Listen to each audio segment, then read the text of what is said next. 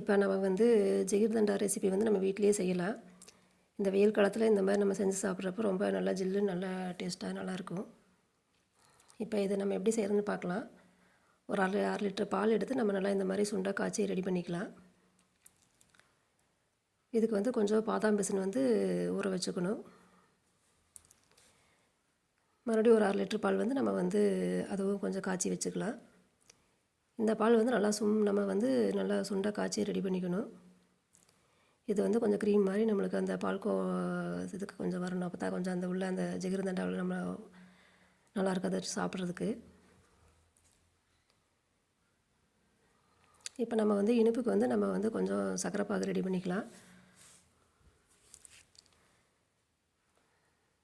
நம்மளுக்கு வந்து கொஞ்சம் தேவையான அளவுக்கு ஒரு கப் அளவுக்கு நம்ம வந்து சர்க்கரை எடுத்துகிட்டு அதை கொஞ்சம் நம்ம மெல்ட் பண்ணி சிரப்பு மாதிரி ரெடி பண்ணிக்கலாம்.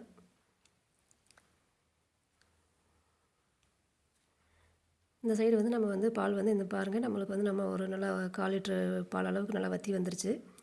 இதுக்கு ஒரு 2 ஸ்பூன் நம்ம வந்து கொஞ்சம் சர்க்கரை அதுலேயும் கொஞ்சம் சேர்த்துக்கலாம். அப்போ தான் அது கொஞ்சம் இனிப்பு டேஸ்ட்டோட நல்லாயிருக்கும். இந்த சைடு வந்து நம்ம ஒரு கப்பு சர்க்கரையை நம்ம வந்து நல்லா உருக்கி கொஞ்சமாக சுடுதண்ணி ஊற்றி நல்லா கொஞ்சம் மெல்ட் ஆக்கி வச்சுக்கலாம். இல்லைன்னா நம்மளுக்கு வந்து கெட்டியாயிரும். இப்போ அந்த நம்ம முதல்ல சுண்டை காய்ச்சின பாலை வந்து நல்லா ஆற வச்சுட்டு நம்ம வந்து அது கொஞ்சம் ஆட மாதிரி இருக்கும். நம்ம அது ஒரு சிலருக்கு பிடிக்காது, அதனால் நான் வந்து மிக்சியில் அரைச்சிக்கிட்டேன். இப்போ நம்ம வந்து ஊற வச்ச பாதாம் பிசின் வந்து ஊறிடுச்சு. இப்போ வந்து இது வந்து நான் முதல் நாள் நைட்டே நான் ஊற வச்சது இதெல்லாம்.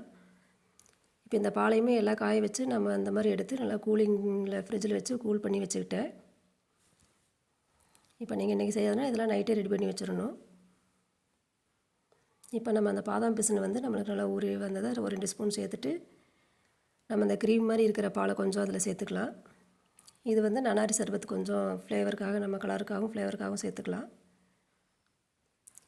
இது இருந்தால் நீங்கள் சேர்த்துக்கலாம், இல்லைன்னா விட்டுடலாம். இப்போ நான் வந்து அந்த நார்மலாக காய்ச்சி வச்ச பாலோட கொஞ்சம் அந்த சுகர் சிரப்பையும் மிக்ஸ் பண்ணி நம்ம தேவையான அளவு நான் அதில் சேர்த்துக்கிட்டேன். ஐஸ்கிரீம் வந்து இதுவும் வீட்டில் செஞ்சதை நம்ம ஐஸ்கிரீம் வந்து 1 ஸ்பூன் நம்ம இதில் சேர்த்துக்கலாம்.